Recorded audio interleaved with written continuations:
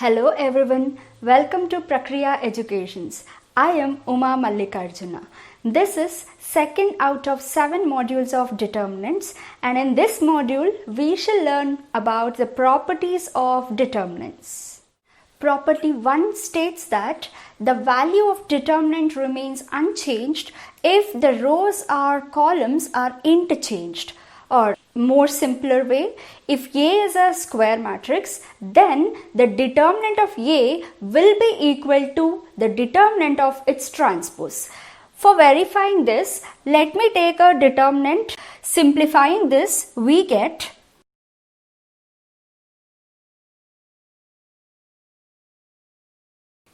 and hence the value of the determinant delta is equal to minus 28. Now, if I am interchanging the rows and columns of the same determinant, we get the transpose of the same determinant, and that will be of the form: the first row will be our first column, the second row will be our second column, the third row will be our third column. Here I have expanded this determinant along R1. And here let me expand this determinant along C1, and hence again I'll get, and hence the value of the determinant delta dash is also equal to minus 28. Now from this example we can conclude that the value of the determinant does not change if the rows and columns are interchanged. Let us move on for the second property. If any two rows or columns of a determinant are interchanged, then the sign of the determinant changes. You shouldn't confuse with both of these properties. Here the whole determinant is itself changing. The rows are converted to columns and columns are converted to rows in the property 1. But in property 2, they are telling that if you are interchanging just two rows or just two columns. Now, yes, we are taking an example. If you are evaluating this determinant, we get the value of this determinant as minus 28. We have simplified here. Now, let me interchange any two rows. If I am interchanging R1 and R3, I am interchanging R1 to R3 and R3 to R1, and hence the changed determinants, let me name it as delta 1, and that will be equal to R3 will be our first row now, second row remains same without any change, and the first row in the original determinant will be your third row now. Now, if you try to simplify delta 1, we get the answer as 28, and hence you can clearly check that the value of delta was minus 28 and the value of delta 1 is plus 28, and hence now we can conclude that delta is equal to minus of delta 1, or vice versa. You can also make delta 1 is equal to minus of delta. This is the conclusion that we can make after verifying the property number 2. Moving on for the third property, if any two rows or columns of a determinant are identical, then the value of determinant will be equal to 0. Let us verify that using this example. If we are simplifying this determinant, of course I am now expanding this determinant along R1, we get, you can clearly note that delta is equal to 0, and hence whenever you find any two rows or any two columns identical in a determinant, you can directly write the determinant value equal to 0. Check for the next property. If each element of a row or column of a determinant is multiplied by some constant k, then its value gets multiplied by k. You can check out generally. If we are having delta 1 is equal to, let me multiply the first row elements by some constant k, and take the second row as B1, B2, B3, the third row elements C1, C2, C3. And let us also consider delta, which is a general determinant, as A1, A2, A3, B1, B2, B3, C1, C2, C3. Then you can now conclude from property 4 that delta 1 is equal to k times delta. That is nothing but if you are multiplying k to any row of the determinant delta or any column of the determinant delta, then we get back the same value as we had in delta 1. And hence you can also deduce that we can take out any common factor from any one row or any one column of a given determinant. For example, if you're having a determinant like determinant A is equal to, you can look that in this determinant, every element of the determinant is a multiple of 2. But as in the matrix, you cannot take out common 2 from the whole determinant. Rather, you can take common 2 from each row or every column of the determinant. For example, I can now take common 2 from R1.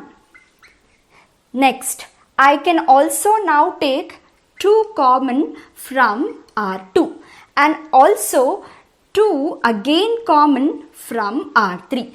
In each and every row, I have to now take the column common, and hence we get the determinant as. Now you can continue simplifying the determinant and hence we get the answer. Now let us move for some examples.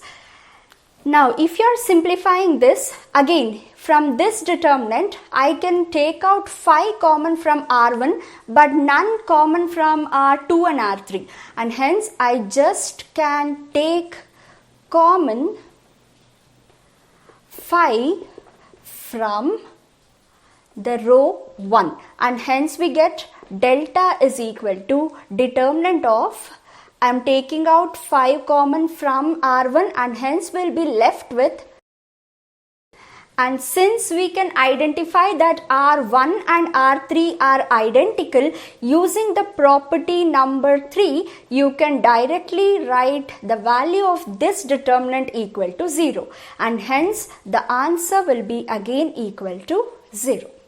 Look at the next problem. Here I can take common 2 from R1, and I can take common 3 from R2. Hence we get, I am taking out 2 common from R1, 3 from R2. Now if you are expanding the determinant and finding the value, we get delta is equal to 12. Property number 5 states that if some or all elements of a row or column of a determinant are expressed as sum of 2 or more terms, then the determinant can be expressed as the sum of 2 or more determinants. Now, in general, consider a determinant delta which is equal to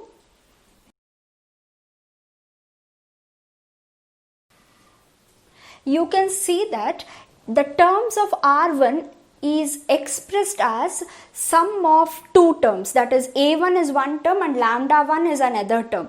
This type of determinant can be expressed as, see, I can express this as, then the same delta can be written as the first delta as, the first determinant as, choose only the first elements of R1, that is A1, A2, A3.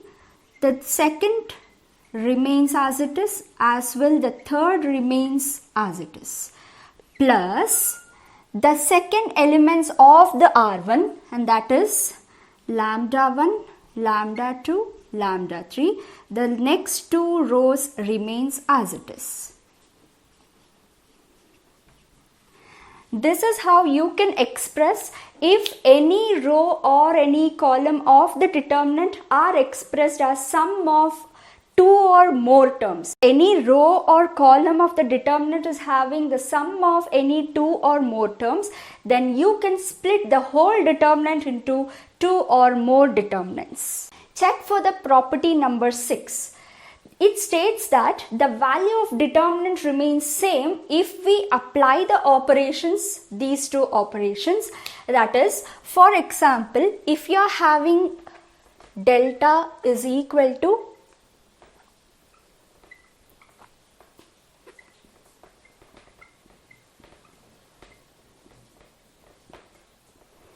if I am performing an operation, R1 changes to R1 plus K into R3, then the whole determinant changes to, the changed determinant I am denoting it as delta 1. Hence we now get R1, the element of R1, the first element is A1 and the corresponding element of A1 is C1, and hence we get the element A1, which is the element of R1, plus K times the corresponding element of R3, that is C1. The similar pattern for the next two elements, that is A2 plus K times C2, A3 plus K times C3. The next two rows remains as it is without any change.